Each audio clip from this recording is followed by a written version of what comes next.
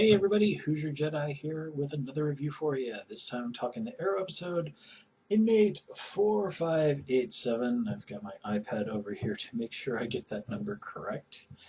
And we're back for Season 7, and yeah, pretty solid stuff all around. I mean, obviously a lot of this is set up, but it's still pretty good stuff. So let's kind of get right into things. One thing I want to get out front is that I'm a little annoyed that Diaz is still running around here in Season 7. Um, I'm not digging this whole thing where the major villain... Jeez, stupid phone, stupid iPad, making noise at the same time. Because apparently the energy has recharged on my Harry Potter mobile game, and it's vitally important that I know that. Anyway. This whole thing where Diaz is still running around after Season 6, I'm not digging this. I kind of like the idea that, okay, we deal with the big bad guy at the end of the season, and then it's time to move on to something else. Granted, he's somewhat necessary to kind of bring in the longbow hunters, who we know are going to be the big bads this season. Sorry if you didn't know that, but it's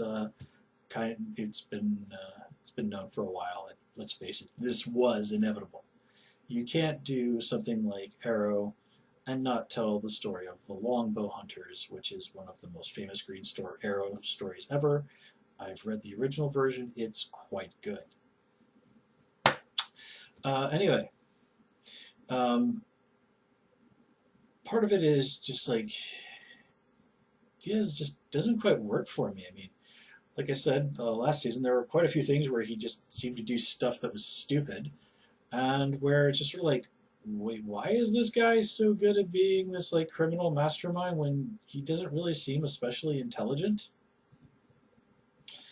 I mean, like here, in this episode, Felicity throws down with him, and while obviously, she doesn't win the fight, she actually manages to catch him by surprise and do some damage. I mean, Felicity is not untrained in combat, to be completely fair. I mean, one of my favorite things in like season 2 was like, getting a little training from Sarah and Oliver, and then getting hurt and this being stoned out of her head on painkillers. That was hilarious. Um, but yeah, and then she gets away from him because like off-screen Argus guys showed up in time, and Diaz, of course, managed to get away. It's just sort of like, oh, God, I'm tired of this guy already. I seriously hope the Longbow Hunters are like, yeah, screw you, dude. We're sick of you, and just ice this guy. But I did dig like seeing Felicity sort of in her secret identity as part of Witness Protection Program. And I gotta say, and I haven't seen anybody else out there mention this, the place she's working at is called Redu's Coffee. In the 90s Green Lantern comics, Kyle Rayner was always hanging out at a coffee shop owned by a guy named Redu. He named the shop after himself. In fact, Kyle actually, as a favor to him, to Redu, who was his friend and a supporting character in the comics. And keep in mind, this was a time when like Middle Eastern people were not really, definitely not the well, this was the 90s, but having characters like who were Middle Eastern people just treated as like regular people was not super common. Actually redesigned the logo for his coffee shop. Redu also was Kyle Rayner's landlord. He lived above the coffee shop. Those were good times. Those were good issues back when Kyle Rayner was still a fairly new character.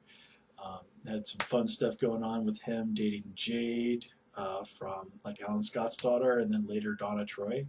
I mean, I have very fond memories of those comics. So it's nice to know that somebody out there remembered that. It's sort of like, oh, we need a coffee shop. Oh, hey, why not do Redu's? And I even double-checked on the TV Tropes page before I came and did this video. Like, no, it's not mentioned there as a mythology gag or anything like that. So, yeah. It looks like that's one that went over the heads of most people, but not yours truly. Oh, God, I'm going to die alone. So going to die alone. Well, that's for the future. Let's talk about Green Arrow. Now, Oliver's situation here, I mean, it makes sense. He's just like trying to keep his head down. He's like, I want to get out of prison. I don't know how soon he really realistically expects to get out of jail. I mean, like, do we even know how long he's been sentenced to? Considering all the crimes he would have had to have committed as he did commit as Green Arrow, probably a damn long time. So yeah. Now I actually listened for the first time to the Green Arrow After Show, one of the podcasts on there, and it's a fun little podcast. But the people were very on there were very divided about the little newbie guy who like Oliver wants Oliver's protection. Personally, I understand that this guy is more or less a plot device. We have to have some character growth, some from Oliver. And Oliver's just like, nope, stay away from me. You don't want anything. I don't want anything to do with you. Being around me is just going to put you in the firing line. And it's totally true. I mean, and then, of course, Oliver walks away and lets the guy get the hell beat out of him.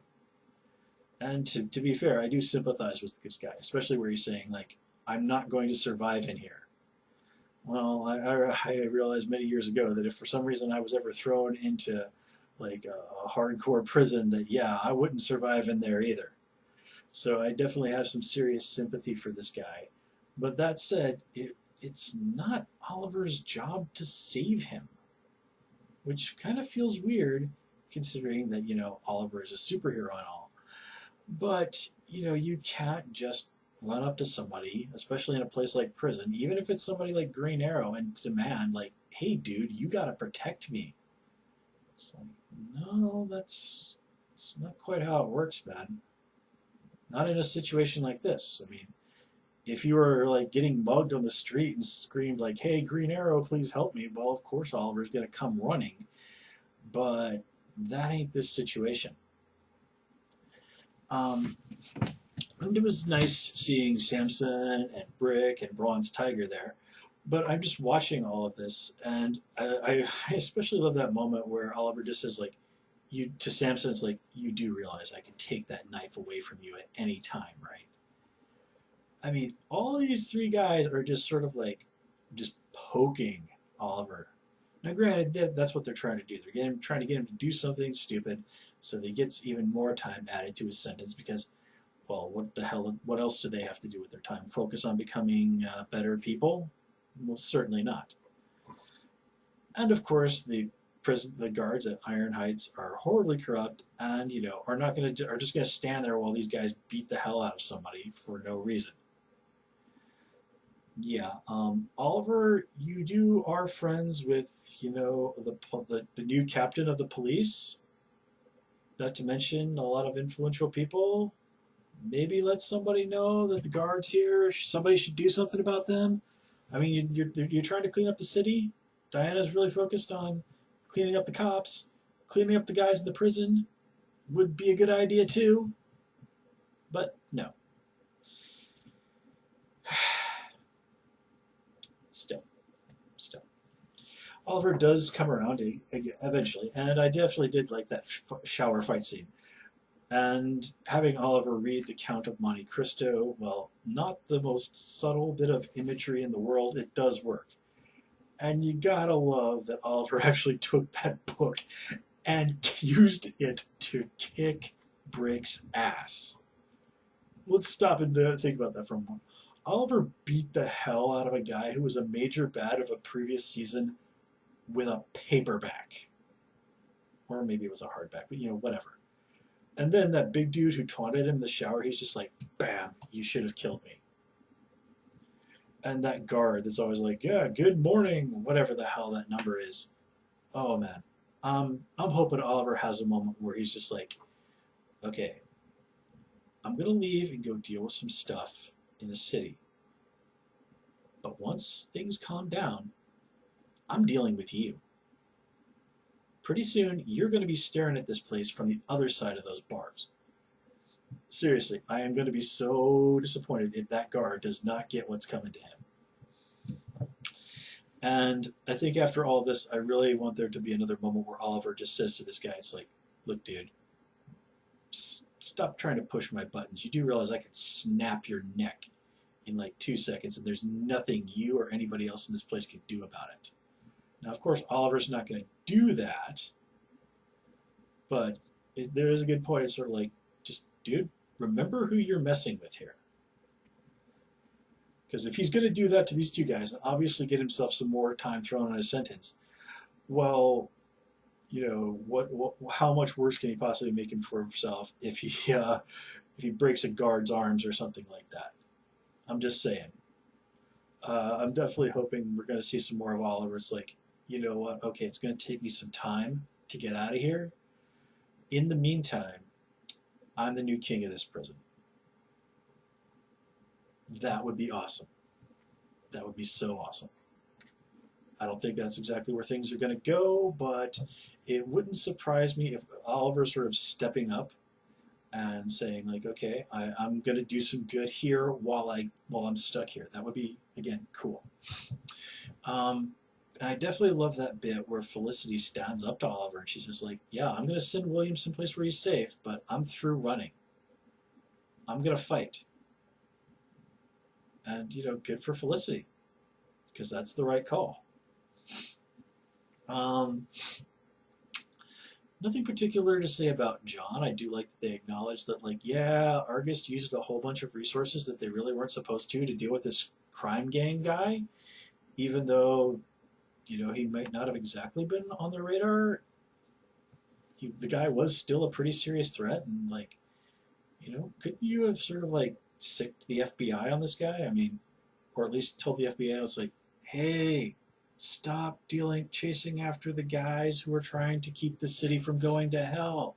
Maybe clean up the cops and take out this insanely dangerous crime lord. And, I mean, granted, I'm pretty sure that timeline-wise, everybody thinks it was Roy that killed Damien Dark, and that Oliver is just his successor.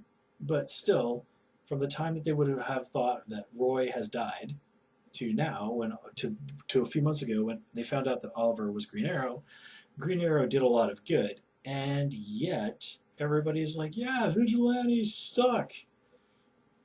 Well, not everybody, which kind of brings us to the whole situation with Renee and Dinah. And what's interesting here, and what is usually really good fodder for drama, is that both of them are correct. Renee's like, hey, whoever this new Green Arrow is, he's going out there, he's doing good. We should be supporting him. We should be helping him. And Dinah makes the very valid point. Like, look, we can't do that.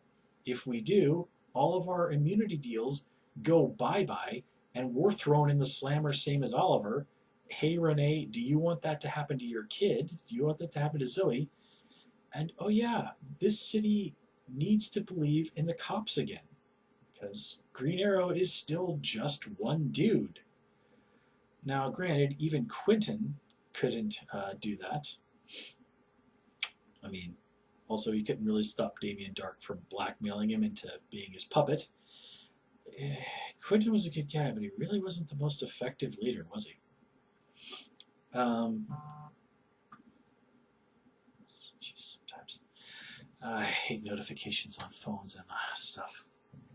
I don't know if you guys can hear that, but it's always distracting when stuff like that happens for me. Let's see here. The whole thing where Renee helps out Green Arrow, and Dinah's like, yeah, you pull a thing like that again, I'll throw you in jail. Come on. I mean, it's not bad storytelling, it's just sort of like, this isn't the most compelling thing. Like, you know, why don't you guys have a real sit down and come up with like some sort of a strategy on this? I mean, there has to be some sort of middle ground here. Nothing particular to say about Curtis doing R&D at Argus. It's this place for him that makes sense. And I do like that they take a moment to acknowledge that he's still dating that cop, which is cool.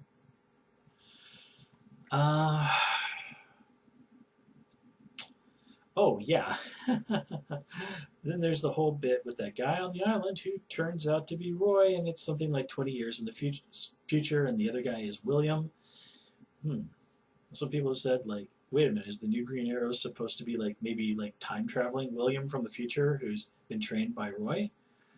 Which is a possibility, But again, something like this crazy, this uh, over the top, doesn't really feel like a good fit for Arrow.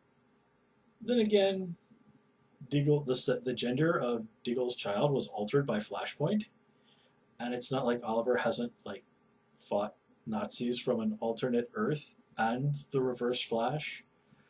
But this, this is stuff that usually happens off to the side, outside of Oliver's own show.